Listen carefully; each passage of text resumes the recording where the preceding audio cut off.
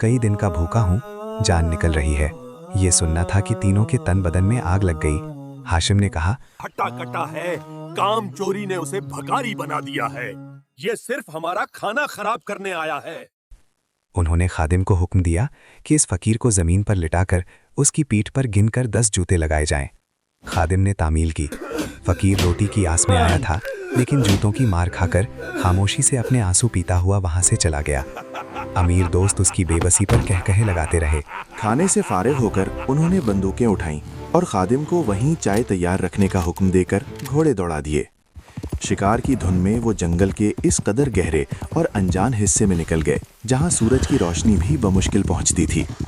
घंटों भटकने के बाद जब उन्हें वापसी का ख्याल आया तो रास्ता गुम हो चुका था। जो शाम ढलने लगी उनकी परेशानी में इजाफा होता गया। हम रास्ता को गए। वो मशरिक की तरफ जाते तो घनी झाड़ियां रास्ता रोक ली थी, मगरिब को मुड़ते तो दलदल आ जाती।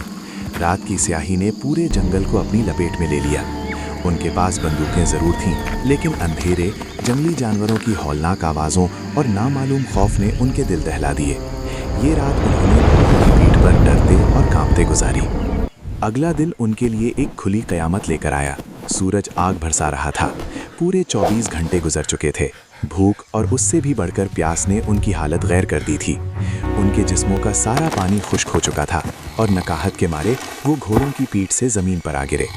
उनके कीमती लिबास धूल और पसीने में लथपथ थे। घोड़े भी निढाल होकर गिर चुके थे। अब उन अमीरों का सारा गुरूर, तकब्बुर और फिरौनियत खाक में मिल चुकी थी। उनकी ज़बानें सूखकर लकड़ी की तरह खुरदरी हो चुकी थीं, हल्क में कांटे पड़ गए थे। मौत उन्हें अपने सामने खड़ी नजर आ रही थी। वो कुछ बोलना चाहते थे, लेकिन आवाज़ नहीं निकलती थी। वो अपने महलात, मखमल के बिस्तरों और नरम रोटियों को याद करके अंदर ही अंदर रो रहे थे, मगर आंखों में इतनी नमी भी ना बची थी कि आंसू बह सकें। उन्हें यकीन हो गया कि आज उनकी लाशें गिद्धों और भेड़ियों का रिस्क बन जाएंगी। दूसरी रात का अंधेरा छाने लगा था। मौत का इंतज़ार करते उन नीम मुर्दा जिस्मों को अचानक दूर से एक इंसानी आवाज़ सुनाई दी। कोई शख्स चल रहा था। सिकंदर ने अपनी ज़िंदगी की आखिरी बची खुची ताकत जमा की और सूखे हल्क से एक फटी हुई आवाज़ निकाली।